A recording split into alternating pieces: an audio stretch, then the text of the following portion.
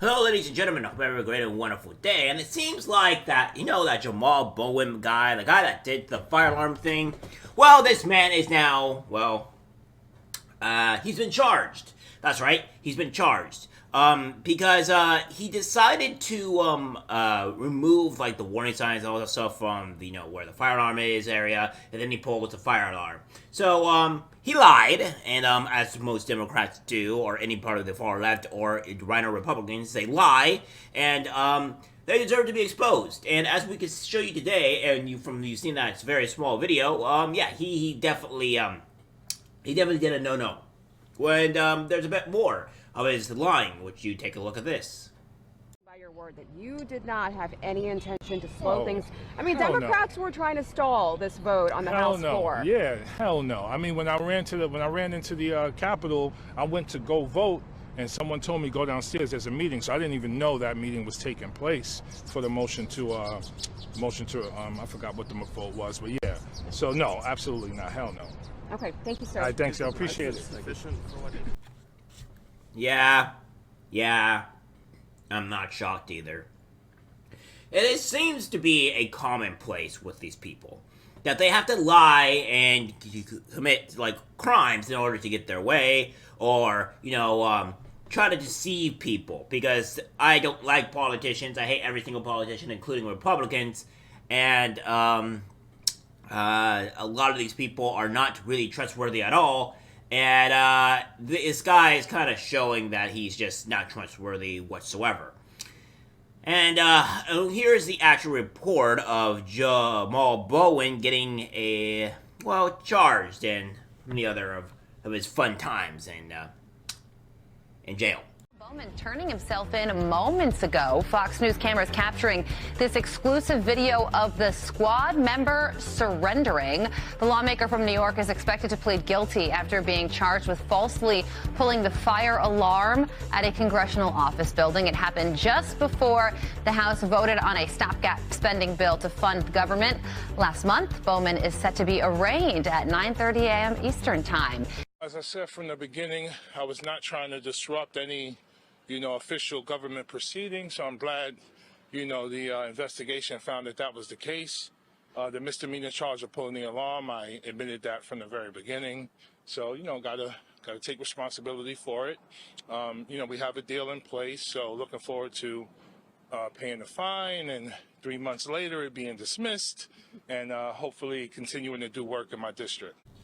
Yeah, here's my problem with this. I don't see where like this guy should be either representative of the people when he pulled a fire alarm to stop a very important vote from happening, and that's a problem. I don't think we should allow this to happen. Same thing where we probably shouldn't allow where even a Republican, if they did this, to be allowed to stay in office because he pulled a fire alarm willingly.